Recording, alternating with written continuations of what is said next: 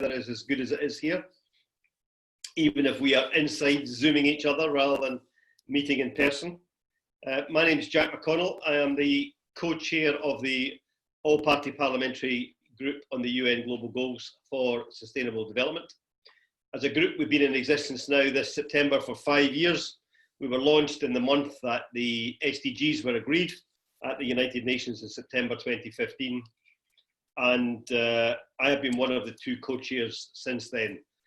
My current co-chair in the House of Commons is Teal Clark MP, who had been expecting to chair today's event, but unfortunately has been, I was going to say detained elsewhere. She's not been detained, let's avoid that headline, but unfortunately she's not able to join us. But she sends her best wishes, and we're both very proud of the report that the APPG is publishing today, and we're very grateful to the nearly 200 people who have signed up to join this event to help launch the report. We have got three excellent speakers to respond to the report, and I will move on to them shortly.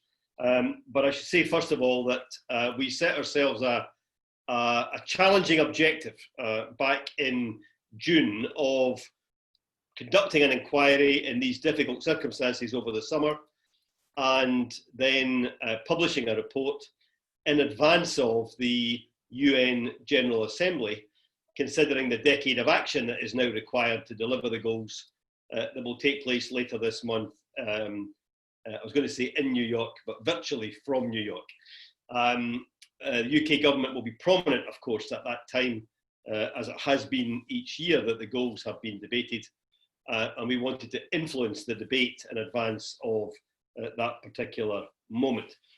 So a small but hard-working group of parliamentarians conducted a number of evidence sessions in late July and early August.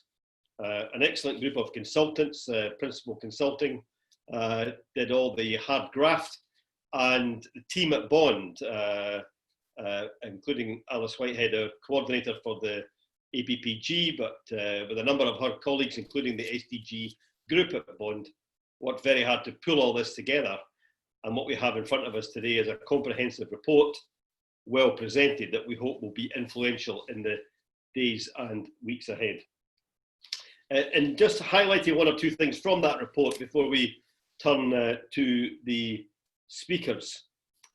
We were struck by the wide range of evidence that showed that although there were significant worries about the delivery of the SDGs in advance of the COVID-19 pandemic, we now have a situation where on almost every measurement, the delivery of the SDGs is going backwards rather than forwards because of the global lockdown and all of the implications of the events of 2020.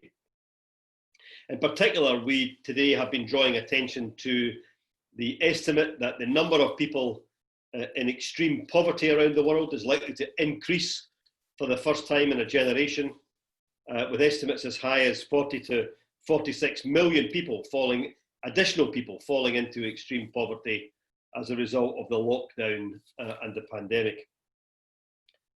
There are many estimates of the impact of the pandemic on individual health and on health systems around the world, but perhaps the most stark figure that we came up against was that 80 million children could miss out on key vaccinations as a result of the pressure on health systems and health finance around the world, and that would take us, of course, much further backwards in delivering the health SDGs.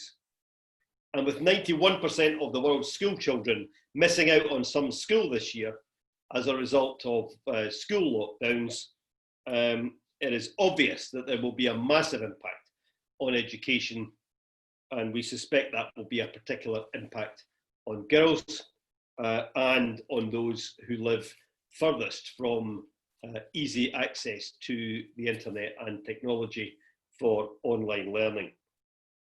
So in these and so many other areas, we are in danger of turning leave no one behind to leave even more behind. And we want this report to highlight that that significant concern and to make the case to the UK government and others that the SDGs are a ready-made roadmap for the recovery and for building back better as we emerge out of the pandemic. Both at home in the UK government's own strategy and internationally using the influence of the UK government, we should be able to use this comprehensive framework agreed just 5 years ago to make sure that we do globally build back better and leave no one behind. And we hope to see the SDGs play a prominent part at the centre of the strategy for the new government department, the Foreign, Commonwealth and Development Office. And in particular, we highlight 3 areas in many recommendations that we hope are relevant and interesting for you today. In health, we hope to see, at the very least, a maintenance of non-COVID health spending on systems and vaccinations and delivery around the world. We hope to see an increase in the proportion of UK global investment in education to ensure that many more have the opportunity to make more of their lives. And we hope in the field of economic development and tackling poverty that the UK government is able to galvanise the private sector. So many of the multinational and global companies that have their headquarters or significant operations here in the UK, to galvanise them to do their business better and embrace the SDGs at the heart of their strategy. And also governments around the world to keep open those vital trade routes that have made such a difference to a number of developing economies and the number of jobs and local investment that's been available over recent years. We had very strong evidence on that from the Kenyan High Commissioner and others during. We draw out of the evidence and in the are contained in the recommendations of our report. And to kick off the reactions to the report today, our first contributor is Alice Mcdonald, who is the campaigns director with Project Everyone and is currently, in order to take part in this event, taking time out from what must be one of the busiest months in her life as Project Everyone lead the global publicity on the Decade of Action being at the centre of the work of the United Nations this month. So over to you, Alice. We're delighted to have you here today and we look forward to hearing what you have to say.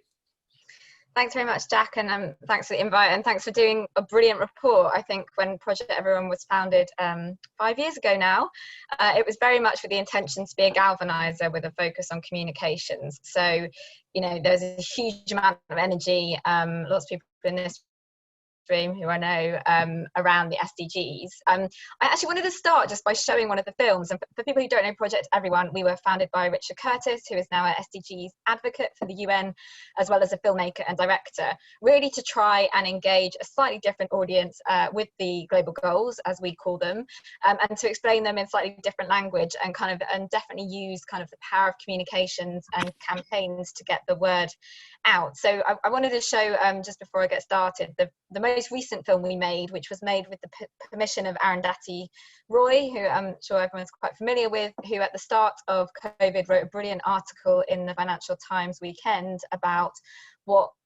how the pandemic should be a portal. So I just wanted to show that as a kind of a kickoff before I kind of share a few remarks. So Elena, if you're okay just to show that, and hope the tech works, that would be brilliant. Whatever it is, coronavirus has made the mighty kneel and brought the world to a halt, like nothing else could.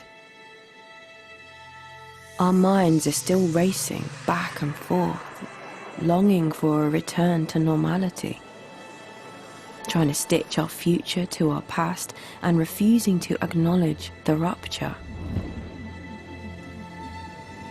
But the rupture exists. And in the midst of this terrible despair, it offers us a chance to rethink the doomsday machine we have built for ourselves. Nothing could be worse than a return to normality. Historically, pandemics have forced humans to break with the past and imagine their world anew. This one is no different. It is a portal, a gateway between one world and the next. We can choose to walk through it, dragging the carcasses of our prejudice and hatred, our avarice, our databanks and dead ideas, our dead rivers and smoky skies behind us. Or we can walk through lightly, with little luggage, ready to imagine another world.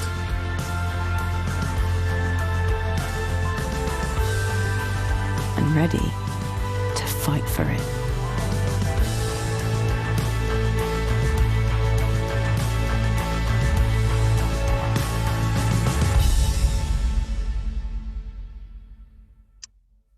Thanks very much. So I think I just wanted to show that film because I think for me it kind of encapsulates where we probably are that it can feel very depressing at the moment. And obviously, as Jack has set out, the impact of COVID and everything else we already know is a problem on the goals is going to be huge. But I think part of what Project Everyone, and definitely our starting point, is we should be optimistic that that progress is possible. And I think some of the things that give us optimism that we've definitely seen since the goals were agreed is particularly young people really embracing the goals. We have a schools program called The World's Largest Lesson, which has had brilliant kind of engagement. Businesses, and I can see Global Compact on the call, businesses have really embraced the goals, using it as a way to measure progress, and also politicians and parliamentarians like Jack and others on the call. And I think part of the challenge now is kind of what's next. So we knew with the goals there was a huge learning curve, first of all, to get people to even know they existed, and that was why Project Everyone was founded, because Richard definitely felt enough people didn't know about the MDGs, and we wanted to kind of try and kickstart that with the SDGs.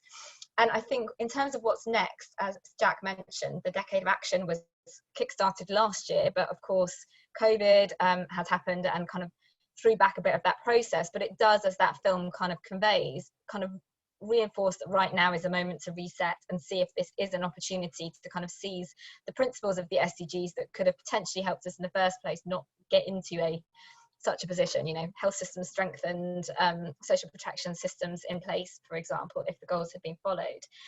In terms of what's next, and as Jack said, this is the busiest time of our year, we have been working with the United Nations on kind of a series of moments around the UN General Assembly. So as a lot of people will know, it is the first officially agreed SDG moment this year, with a heads of state meeting on this Friday. 20 heads of state will talk about the goals in detail. And then what we have been working on is a new 30-minute broadcast called Nations United, which will be premiered on next Saturday at 2 p.m. BST, which is actually moving on from the kind of goals as a framework, but looking at really specific solutions that we need if we are going to achieve the goals. So I won't spoil all of it, but it looks at kind of 4 big thematic areas that underpin the Decade of Action, what we need to do to tackle poverty and inequality, to tackle gender discrimination, to protect our planet, and on justice and human rights. And we are, you know, it will look at some global solutions that are needed by everyone. For example, stopping fossil fuel subsidies, ending tax evasion, ending discriminatory laws against women and girls, and tackling corruption. So what we hope is that is a kind of a piece of content that will kickstart a conversation, but hopefully action about what is then needed in the future. And it's also underpinned by kind of up-to-date and timely fact. So I guess what I'd love to kind of leave with really is, I think, you know, this report has really strong recommendations in it, really welcome, you know, actually the kind of some of the implementation ones around why is it not the Cabinet Office and the Prime Minister with oversight over an agenda which is actually universal. So I guess what I hope is this September will kick off a new renewed burst of energy. And, you know, as much as we as campaigners put everything out there in the world, it's kind of politicians, people who've got power in different spheres in their lives, you can put some of that into action. So I know there'll be lots of parliamentarians on the call, and it would be great just to think about how do we really kind of focus on some of those things that are really relevant in the UK. And I guess given that the UK is going to have the COP next year, there's generation equality happening in France, all the stuff that was going to happen this year will be happening next year. So the UK's got a real leadership role to play, and I hope we can all work together to kind of accelerate progress even further. So I'll stop there. Thanks a lot. Thank you very much, Alice. And huge thanks to you and Richard and the team for all that you have done to keep the goals in the public eye over the course of the last 5 years, and I'm sure you're going to do over the next 10 years, and this month in particular.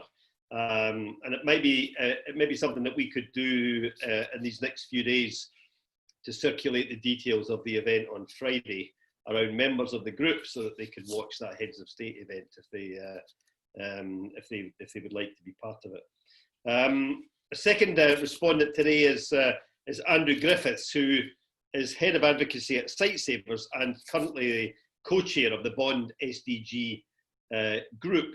Andrew's also been involved in this since way before 2015 as a key participant in the consultations on the framework for the SDGs, which is when he and I first had particular contact on this subject. So we're delighted to have Andrew with us here today, and on behalf of all the many groups that are involved with the Bond SDG group, I look forward to hearing what Andrew has to say. Great, thank you so much. And I'd like to thank the all-party group on the SDGs, and in particular you, Jack, and Theo Clark, for this really important report. So as Jack said, I've been asked to speak on behalf of the Bond SDG group, which is a group of over 150 international development organisations, all of whom are members of Bond. And we work together to advocate for the full implementation of the SDGs, with a strong focus on UK's contribution to the global implementation. And I co-chair the group with my colleague Lily from Save the Children. The leadership of the all-party group, we think, is really critical to ensuring the UK implements the SDGs, and this report provides some really fantastic and clear recommendations which need to be translated into policy. And I just wanted to reflect on a few of those recommendations, which are particularly important if the UK government is to effectively implement the SDGs. So we've long called for the UK government to clearly outline how it will implement the SDGs through a published plan. And we very much welcome the fact that this report that's launched today also makes that recommendation. As the report says, it should be measurable, transparent, and promote coherence between the actions of different government departments and both international and domestic policy. The SDGs provide the best framework that we have for tackling social, economic and environmental challenges that are faced by the UK and the world. And we're not just advocating for the SDGs because it has a nice logo, but because it is genuinely the best hope that we have for a sustainable future. This report also contains a strong emphasis on leave no one behind, which is incredibly welcome. The first recommendation of the report is that the UK government integrates this principle across its activities, and that's something again that we've been calling with the APPG since 2015, because if that principle, the principle of leave no one behind, is to make a difference, it needs to be accompanied by clear commitments and measurable and prioritised. This is true more than ever, as the report notes, in the world facing the unprecedented challenges of COVID-19. According to SDSN, 71 million people are expected to be pushed back into extreme poverty this year because of the pandemic, and that's the first rise in global poverty since 1998. And whilst everyone is affected, the most marginalised people, including children, women, girls, people with disabilities and migrant workers, are disproportionately affected. So we welcome the report's recommendations on recovering from COVID-19 in a way that's consistent with the 2030 agenda and the SDGs, and in a way that leaves no one behind. The UK can play a really important role in building the international consensus to developing national recovery policies that will help an inclusive, just and resilient society after, as the fantastic video that Alice has shown from Project Everyone really neatly says, using the words of Arundhati Roy, who's an amazing author, one of my favourites. So finally, it's essential that the UK government implements the next steps, also that were identified in last year's voluntary national review. This review was led by the UK government. It included opportunity for input by a wide range of stakeholders, civil society, private sector, academia, parliamentarians and others, and it had cross-government input. The VNR report was written by the government and was presented at the UN High-Level Political Forum in July 2019, and yet most of the next steps have yet to be taken. The APPG report launched this morning rightly points out that implementation of these next steps is really urgently needed and highlights many of them in the recommendations. And this includes the need to review SDG implementation processes and to set up the multi-stakeholder engagement mechanism. The lack of progress to date on the next steps really calls into question the credibility of last year's VNR, as well as repeated statements that the UK government plans to implement the SDGs.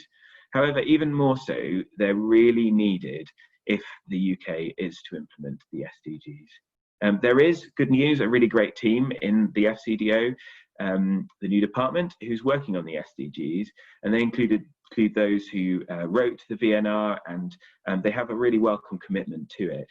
But they now need the political support for their work to be prioritised within the new department and across government. I could go on in support of the recommendations, there's so much there, but I'll stop and just encourage you to read it in full.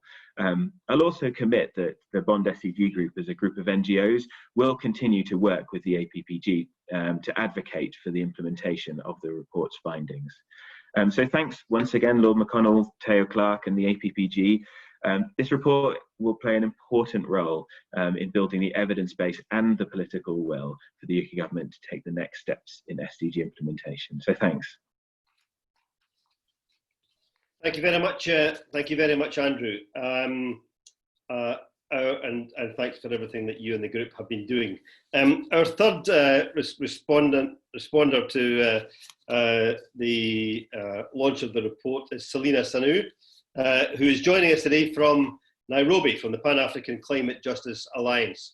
We were determined in preparing this report to not just hear voices from London or throughout the UK, but to hear voices from the global south as well. We did that officially through the High Commissioners, but also through a number of important activists like Selina. And we were very grateful for her input and the input of others into the evidence and into the recommendations. And we are delighted that Selina's been able to join us today from Nairobi, and look forward to hearing what you have to say. Okay, good afternoon, good morning, wherever we are. Thank you so much. Let's say thank you for having us here on behalf of those of us from the Global South. Thank you very much for having us here and for share our voices as well. Thank you also for the colleagues that have spoken before me.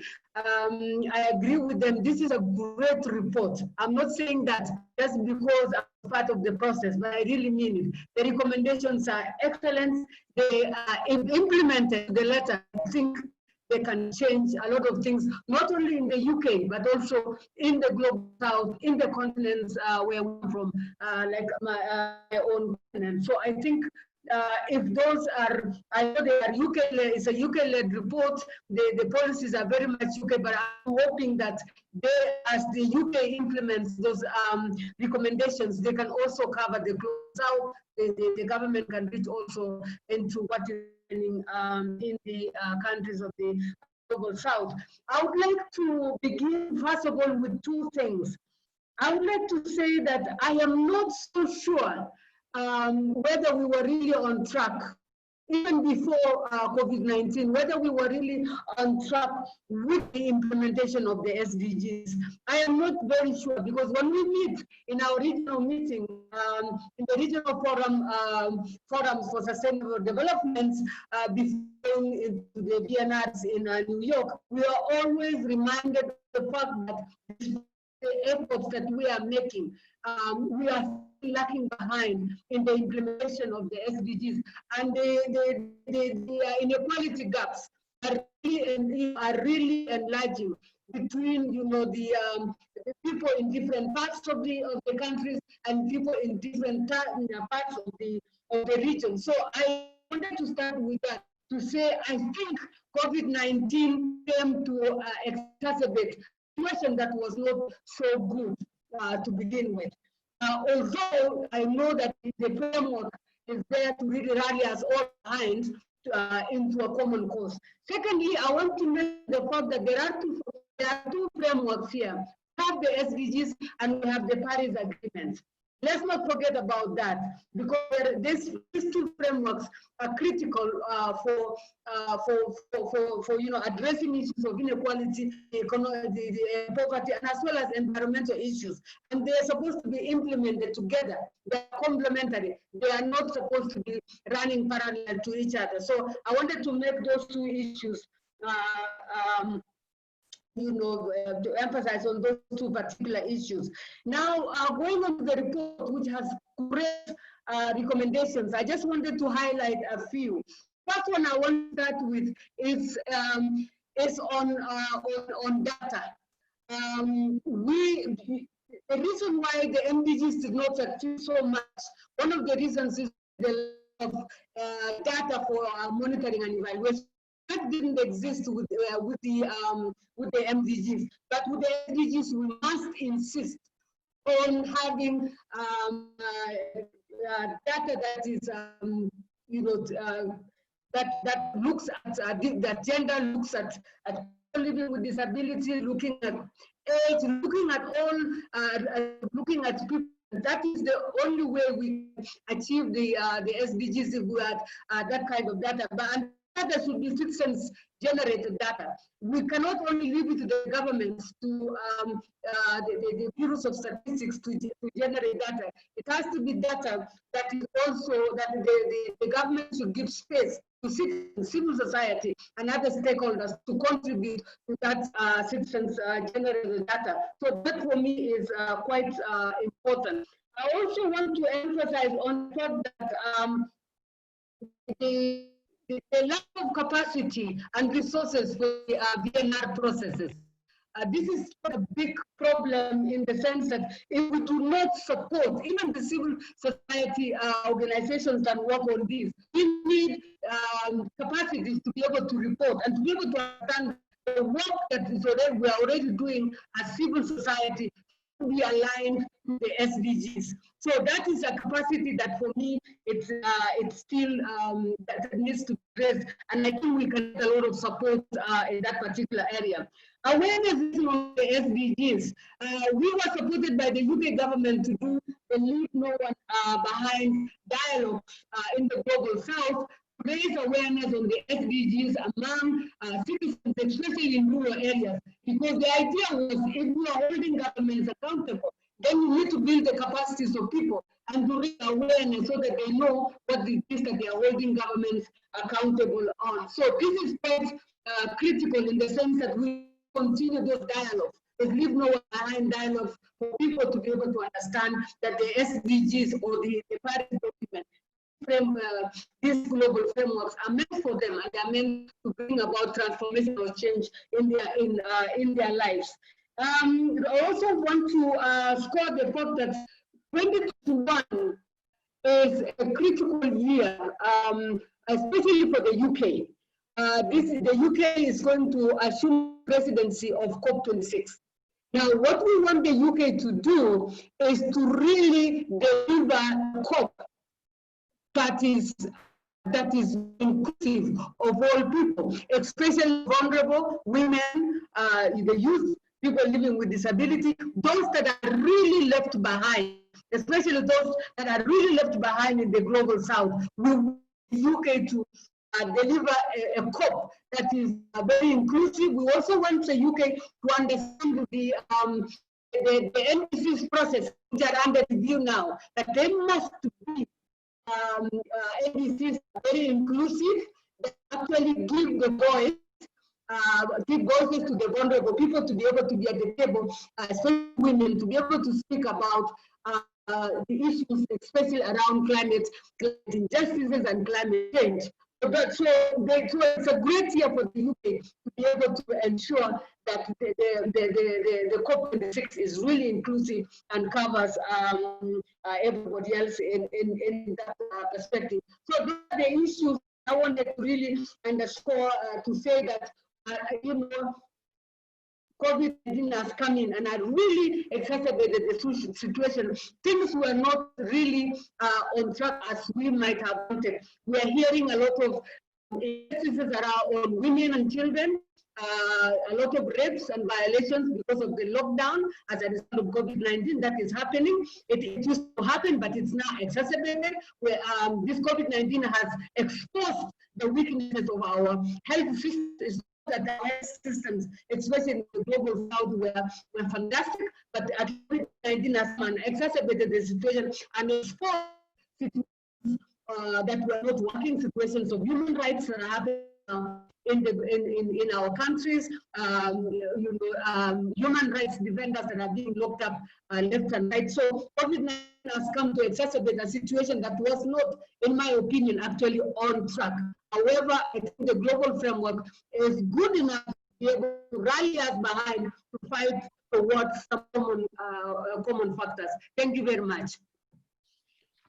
Well, thank you very much, Selina, Alice and Andrew, for your contributions. I think we hear there from those three contributions, first of all, the critical link, as Selina says, between our work on the SDGs and the preparations for COP26 next year in Glasgow, and the importance of international action on climate in particular. And it'd be worth maybe mentioning at this stage that in addition to hosting COP26 next year, the UK will host the G7, which gives an opportunity perhaps to also raise many of these important issues in Build Back Better. From Andrew, the critical point about leave no one behind being at the centre of the strategy, and the importance of the UK government putting the SDGs at the centre of government with an all-government approach rather than simply a departmental approach.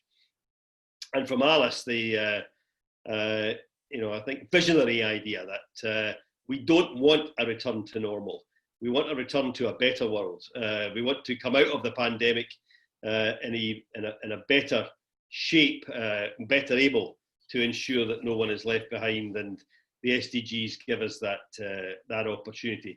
I like to think of them sometimes as an oven-ready deal, an oven-ready framework for the government and others to build back better.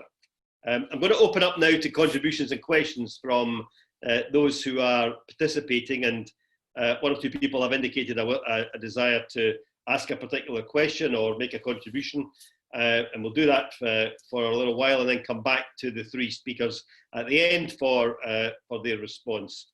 The first person I'd like to call on is Anna McMorran MP, who, in addition to being a vice chair of the APPG, is also one of the opposition Labour Party's front bench spokespersons on international development.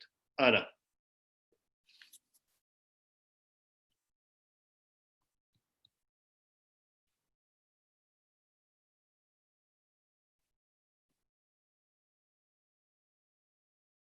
Do we have Anna? Maybe we don't. No, I don't think so. I'm getting a text here to say that maybe she's not been able to join us, so we'll just move on. The second person I had indicated in advance was Dina Musin-Darwezo, who's the Director of Policy and Communications at Womankind Worldwide, who are active participants in the evidence sessions and the preparation of the report. Dina. Yeah, thank you very much for the opportunity to intervene, and thank you to the presenters that came before me. This is a great report, so congratulations to APPG on UN SDGs for leading this work, and congratulations on publishing the report. So I just had a question in terms of how likely you think that the findings of this report and the UK commitments on SDGs are likely to be impacted by the new merger.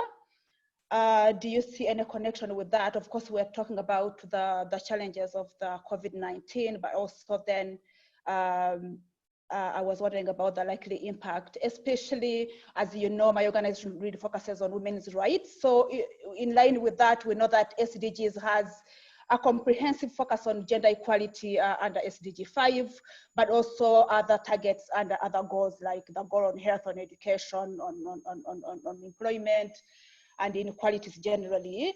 And so it's really important that as we go into, as the UK is talking about and thinking about the merger and how we move forward, that gender equality remains central and holistic in nature and how we tackle it. Because if we take one issue over the other, because we know most of these issues don't work in vacuum, that they are interlocking and support each other. And so I just wondered whether that's something that you have thought through when you're pushing some of the recommendations going forward, the holistic nature of gender equality and how those might be impacted by the current merger. But also finally, the role of women's rights organizations, because we know that at the center of leaving no one behind is the role of women's rights organizations that work with most marginalized groups to ensure that their rights are protected and realized, including tackling challenges such as the COVID-19. Thank you. Thank you very much, Dinah. I think that's a really important point about the new department, and I can see in the that Simon Gill has made a couple of points about that.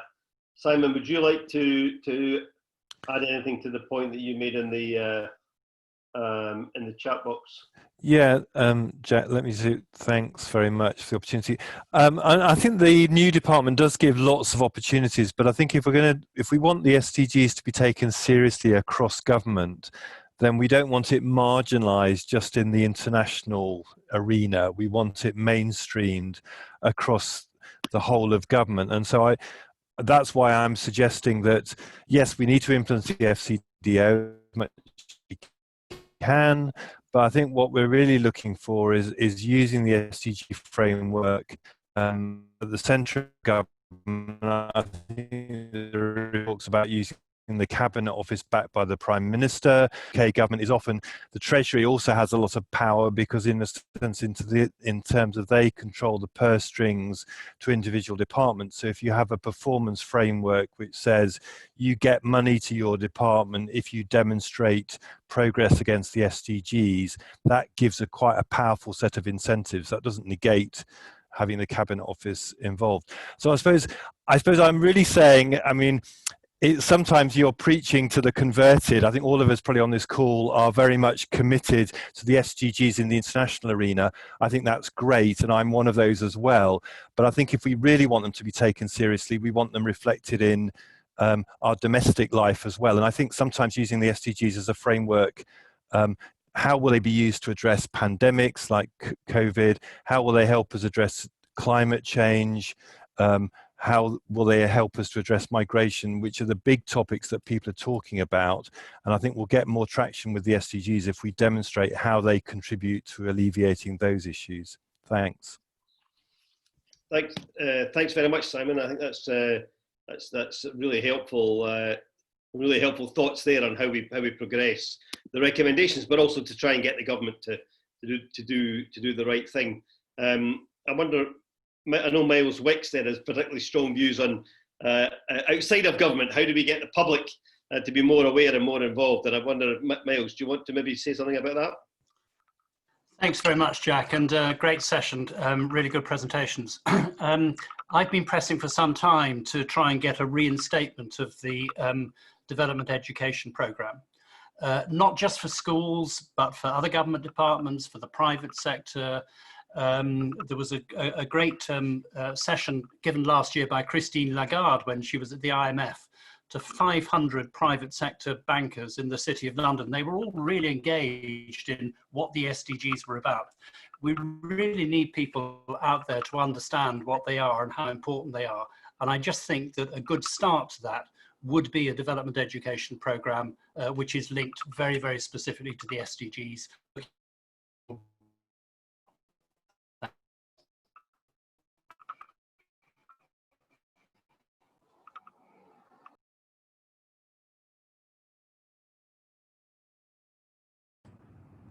You're muted, Jack.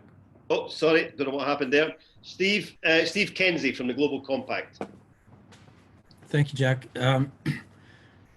Can't help but agree with just about everything said so far. So thanks very much to you and Theo and the Bond Secretariat for your hard work in bringing this publication to light. really echo much of what Simon just said about the importance for a domestic agenda. Certainly, while I am part of a global initiative that wants to see the SDGs implemented fully around the world, my direct mandate as a UK network is to see it happen here. And it's certainly tremendously frustrating to see how the UK's role in this agenda, from David Cameron's really tremendous leadership pre-2015 on the high-level political panel that set the initial framework, and the UK's important role in the negotiations around getting SDG 16 in there and making so much happen. And really since then, except for a couple of photo ops where a prime minister might have an SDG pin on for a few minutes, we've barely heard a word from the senior leadership of the UK government on this. And that has a profound impact, I think, both domestically and internationally. There was a quote in the report to the effect that if we're going to advocate for this agenda internationally, we need to show some leadership at home. And that's really been woefully absent. But sadly, not just from the government, and I'll certainly take my share of responsibility for this. It's noted that the vast majority of evidence that you received in producing this report came from the international development sphere, and relatively little from those of us more concerned with domestic implementation. And we put a letter to the Prime Minister earlier this year. Global Compact and UKSSD did not get a response. The ask was pretty straightforward. We just wanted to see the COVID recovery align with the SDGs, with the future that we all want. So I think really there's a tremendous amount of work for us to do to mobilize there. And we're certainly keen to step up in that regard. As many of you will know, there's been a passing of the torch somewhat from UKSSD, and we're going to work to help work hopefully with many others to mobilize a stronger voice for domestic action on this. And I'll put something in the chat for something that's coming up where there'll be a more specific opportunity to engage. But I think we all really need to take it on ourselves, even if our day job is in international development, as those of us that do live in the UK, to lean on our MPs and the political leadership to step up, adopt this framework as a coherent approach that the government needs to take to deliver the future that we want. Thank you. Thank you very much. Thank you very much, Steve. And I mean, maybe it's appropriate for me, as someone who's not a member of the government party, to say that there have been many times over the last 5 years when I've also despaired about the leadership of every other party not necessarily being engaged, and that feeling is beyond Westminster as well, and into big areas of regional government in England and the devolved governments, where I think more could be done. Although I do think some of the things that the Welsh have been saying over recent times are maybe a step in the right direction on sustainable development, which is very good. But I think we could all be building at all levels of government and in all parties, building the SDGs into our strategies much more effectively. And I hope that we're going to be able to do that perhaps as we come out of this pandemic. I'm just looking to see, I think Helen Ross, you had an interesting point about the new Public Health England. Do you want to make that point? Hi, I mean, I'm actually in Scotland myself, but there seems to be a really good opportunity. Public health's role, as everyone will know, is to support behaviour change, as well as tackling some of the population issues, including COVID. But it's part of our role really to support behaviour change, and it seems like a really good opportunity as Public Health England is morphing into other organisations, for us to use the opportunity to build a specific department to tackle the sustainable development issues that we're all facing. I think it's such a critical time, and our Sustainable Development Special Interest Group is really beginning to look at this in much more depth. So I think it's a really good opportunity, and obviously that's just for England, but would it be possible also to reflect that across the other parts of the UK? Thank you very much for that point. I'd quite like to bring in, I think, is it Gavin from International Alert? Because one of the things that we might look at as an APPG over the coming weeks is an event on SDG 16 that has been suggested, and how the SDGs can contribute to conflict prevention and peace building. Gavin, are you with us? Hi, it's Gemma. Hi. All right, okay, you're just using... Oh, it's Gemma, sorry. It is, yeah. Sorry, that's all right. My apologies. No, you're fine. Sorry, I did miss the question a little bit, though. Go ahead. I was just asking about the whole issue of the SDG 16. We submitted, as part of our work on this report last week, we made a submission to the Integrated Review on Defence, Security and Diplomacy that the government's conducting, focused around SDG 16. And I wondered if you perhaps wanted to say a bit more about the SDGs and conflict and peace building. Hello? Hi, sorry, can you hear me now? Hear you now, yep. Sorry, we just came back to the office today, so everything's a little bit... Lost you again. Yeah. Hello? No, I'm not sure that's going to work.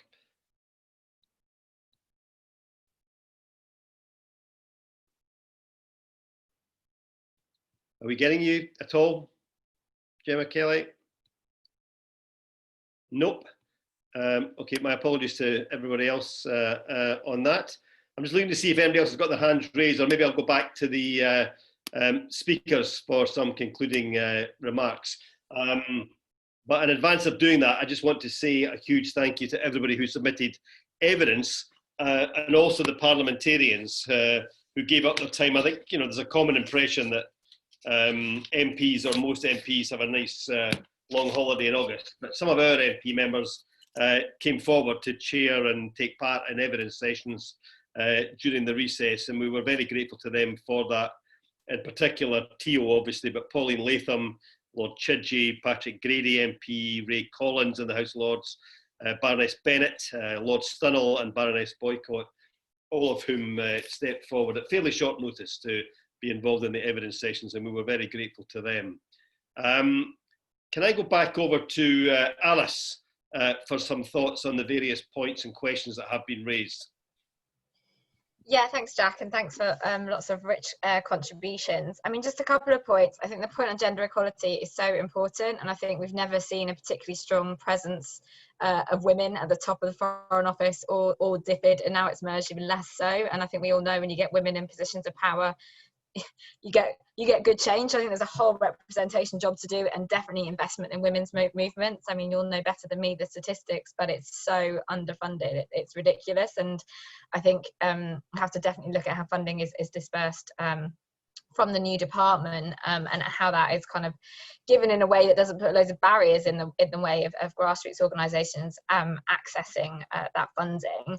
In terms of who can lead in the Cabinet Office or the government, I mean, I would hope a lot of them would. I think Michael Gove's been quite engaged in previous kind of iterations. Whether that is the case, I don't know, but I think it's the job of all of us to kind of actually make it it's very easy to say it's a great framework and it's so important and you should use it, but actually, like, how can people on this call and other people provide tools that make it easy for people to use it? And I think there is a real gap around data and measurement, and I know the ONS has done some great work, so I think there is a challenge about how can we as kind of, well, campaigners, etc., actually say, okay, this is the framework, this is why it is useful to you, and this is why you should use it. And I know Nimco Ali, who's a kind of big Goal 5 champion, always says, actually, I use the goals because I'm saying to the government, you've actually signed up to something that says no FGM at home or abroad. So I'm here to actually help you live up to your commitments. So actually work with me rather than kind of being a haranguing voice saying you've got to do this because it's really important. So I think how can campaigners use it as a really useful tool is really important, and totally on the international and domestic kind of universal agenda. I think there are some real cross-cutting stuff that we should be focusing on, and I think someone made the point in the chat that why do people talk about individual goals, and we definitely shouldn't be. And there is a whole kind of campaign next year that's like, okay, we've got the COP, we've got the G7, like how can we actually, you know, climate groups, conflict focus groups, international development groups come together and actually say we actually all want the same things, and some of the cross-cutting themes are important to all of us, whether that's investment in data, whether it's putting the money in the right place, or whether it's transparency and accountability. So I think there are some cross-cutting things that we've got to come around together on, and a kind of a bit of also wake-up call to everyone in the sector and beyond, that we actually need to use this as much as for us to kind of reset and say actually how are we going to do this properly together. So I think those are what I would really say. I think the SDGs can be really useful, but it's up to all of us to make that case really, and to make it easy and useful for people to use, and public pressure is really important as part of that. Thank you very much. Thank you very much, Alice. Can I go back to Selina now? Okay, thank you. Now I want to remove my hat of being analyst, looking at this from the outside, given the fact that I'm from the UK and probably not familiar very much with what's happening in the UK, especially with the implementation and the achievement of the SDGs so far. So I want to really conclude with a question as, so what is in it for the Global South in this report? Exactly where is it going to be brought into, okay, because these are very much policies, I mean, recommendations that can form policy formulation in the UK. How will this impact on the people who are outside the UK? That would be really good to be able to understand, especially for us, because I don't think that from the there might be a lot of things, the implementation of the SDGs already happening in the UK. But remember, as I said, introduction, we are kind of lagging behind in terms of implementation and trying to ensure that at least we move this. So yes, so where are we in all this process? It would be so nice to know, and to know how we can benefit from this. Otherwise, I would like just to say thank you very much. I think it's been a great pleasure for us to be part of this process, for us also to air our view, bring another voice for the platform. Thank you very much. Thank you very much. And as I said earlier, thank you so much for your contribution to the whole inquiry, Selina. And Andrew Griffiths, would you like to respond on behalf of the Bond SDG group and all your various members? Yeah, thank you, and thanks everybody for a really rich discussion, I think, in this event. Shows a good report when it kicks off a really good discussion with lots of people from a wide range of sectors. So this, I think, should be helpful, and hopefully we can build on it. I just want to pick up a few points that were made. One, which was rightly a question about the Foreign, Commonwealth and Development Office, the new government department, which has a responsibility for the SDGs. At least we're assuming that it has the responsibility for the SDGs, because that hasn't been made clear and it hasn't been said. And I think, yeah, ultimately, we're really yet to know what the impact of the new department will be on the SDGs. Who has ministerial responsibility? Who will lead within the government department? What are the Fcdo's departmental plans? We don't have a single departmental plan for this new government department yet. And the old Fcdo single departmental plan was one of the weakest, whereas DFID's was one of the strongest. So we're yet to really see, and that needs to be made clear, I think. But saying that, the Fcdo is a bigger department than either Fcdo or DFID ever were. So that's good. So we will have some kind of some punch within Whitehall. But I completely agree with the points that Steve was making about the Cabinet Office and the Treasury and needing to see clear frameworks and accountability to both of those departments. On gender equality, I completely agree. I think I would say that the International Development Act on Gender, the International Development Gender Act, still is in existence. That hasn't been repealed, and that means that UK ODA has to tackle gender inequality in some way, or has to kind of identify how it will be positive towards gender inequality. And the point on women's-led organisations is well taken. I completely agree. I think it actually highlights an important aspect of the report, that the need for empowerment of domestic civil society. So definitely women's-led organisations, but also disabled people's organisations, civil society coalitions, etc., who are working on SDG implementation at domestic level and bring the voice of left behind communities and people into the into SDG implementation. I won't talk about campaigns, etc. That's definitely something I'd pass over to Alice, and she's dealt with really well, and as Project Everyone continues to deal with really well. But I think it's a really interesting point that's made about by question from Selina about what role does the UK really have to play, and I think building an enabling environment is what I'd say. I'd also maybe make the point that sometimes there is a bit of a false dichotomy between international and domestic. Many of the issues in the SDGs don't cross borders, and what we need to see is real coherence between the domestic agenda and the international agenda, rather than one or the other. So we really enjoy working with Steve Kenzie in Global Compact, and will continue to do so in order to ensure that there is that coherence. So yeah, just to say thanks again for this really great event, and more importantly for this report, really, which I think will stand us in good stead in our advocacy in the future. So yeah, thanks again. Okay, thank you very much to Andrew, to Alice, and to Selina, and to everybody for their comments in the group chat. This whole event has been recorded and will be available on that basis, and the report and supporting information will be available on the APPG website and through our Twitter feed over the coming period. I'd also want to stress that we don't see the publication of this report as the end of a process. This is the beginning now of a process of promoting the recommendations, promoting the SDGs as the framework for recovery, a ready-made framework for recovery. Therefore, if any of the organisations that are represented on the call today would like to follow up with some work on the report, then I'm sure that parliamentarians would be willing to engage with you on that, you know, as maybe a member of the group might be able to come to one of your meetings to talk about it, or contribute an article for websites, or any other methods that you think might be appropriate. As a group, we intend to share a parliamentary briefing to everybody following this event, to formally request a meeting with the government to discuss the report and the SDGs' role in the recovery. And we hope to have a follow-up meeting, APPG meeting, with Baroness Liz Sugg, who certainly has been the minister responsible up until now, and at the moment, as I understand it, continues to be. And we'll hopefully have her along to the APPG in due course to discuss the report and respond on the way ahead.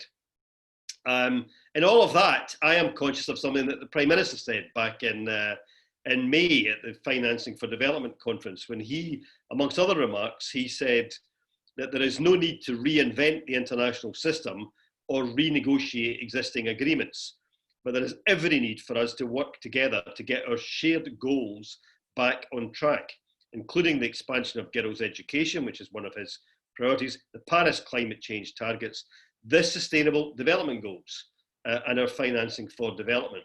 So the Prime Minister himself said in May that the SDGs should be at the centre of the recovery.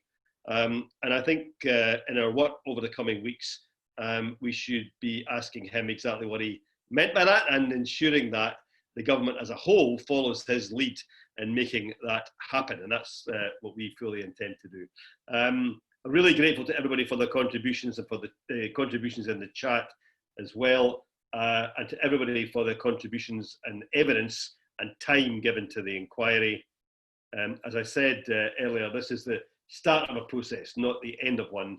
And I think this event today has given us as Andrew said, a rich launch pad for the debates over the coming days and weeks. And I wish everybody all the very best, and thank the consultants and Bond in particular for all the hard work that people did in August to make this happen. Thank you very much.